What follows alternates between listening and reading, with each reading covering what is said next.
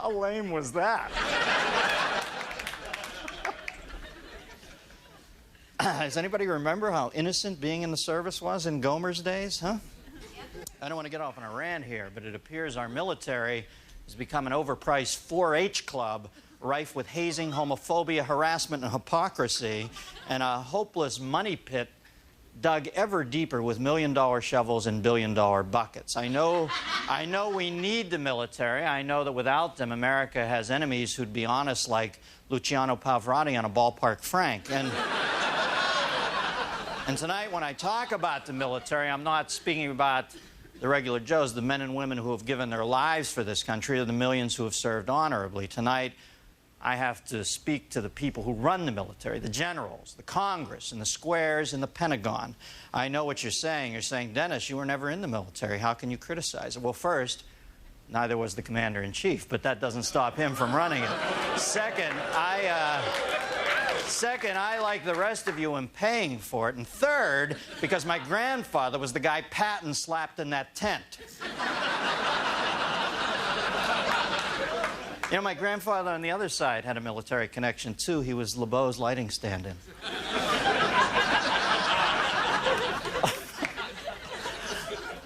I hear nothing.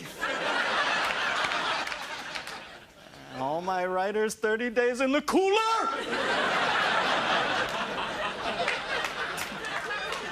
Now, the first thing they do when you join the armed forces is they strip you of any personal identity and make you indistinguishable from everybody around you. It's sort of like getting a sitcom on network television, but for many people, the military provides an option for a career when you can't figure out the fry-o-lator at Denny's. You aren't doing that well in school, you're in trouble with the law, and you need some discipline. So the recruiter drops by the high school you're at and shows you the brochures about shooting big guns and going to exotic lands.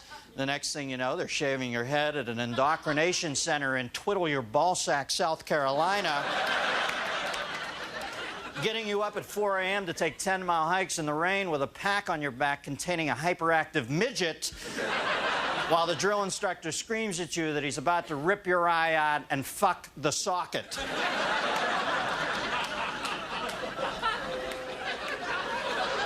By the way, the Socket Fuckers happens to be the name of our show's softball team.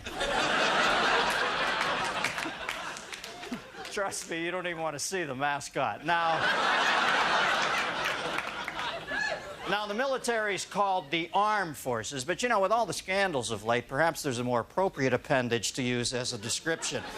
If the recent deluge of sexual misconduct incidents is any indication, behind the spit-shine pomp of the military facade, the armed forces is just one big Benny Hill sketch with everybody chasing each other around in double time with their pants down around their ankles. Christ, the stories oozing out of the Pentagon these days couldn't be more libidinous if the Joint Chiefs of Staff were Larry Flint, Bob Gucciano, Billy Idol, and Caligula. You know, Nicholson was right. I can't handle the truth.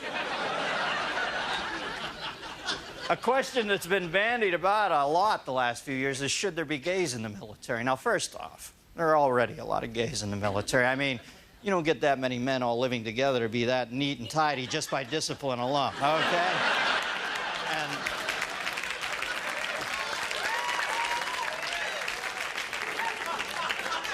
And secondly, forget the gays. Lately, the heterosexuals have been the ones, shall we say, firing their weapons at unauthorized targets. Besides, there's a long, proud tradition of gays serving in our military. I saw those looks Captain Binghamton was giving at McHale all along, that look that said, and you know, I'm mad at you, Quint, but I can't stay mad at you.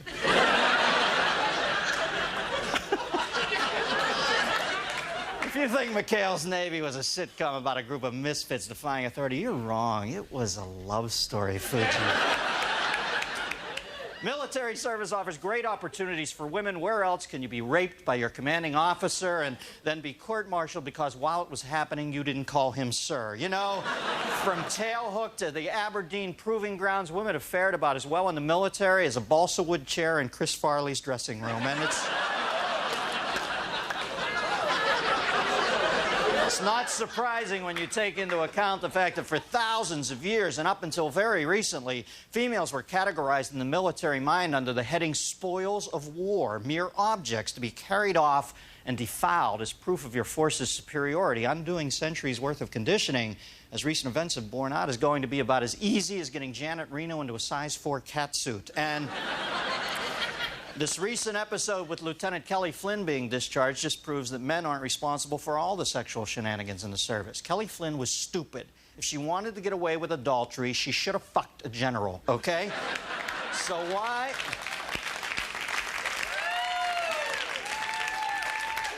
why has the military gone completely to hell lately? Well, one big problem is I think that the names Army, Navy, Air Force, and Marines are just too tame, too old school. To perk things up a bit, may I suggest the following more impressive and scarier name changes. Army, Murder Incorporated. Navy, Aqua Kill 3000. Air Force, the Dead Foreigner Squad. And the Marines, the Fighting OJs. Of course, that's just my opinion. I could be wrong.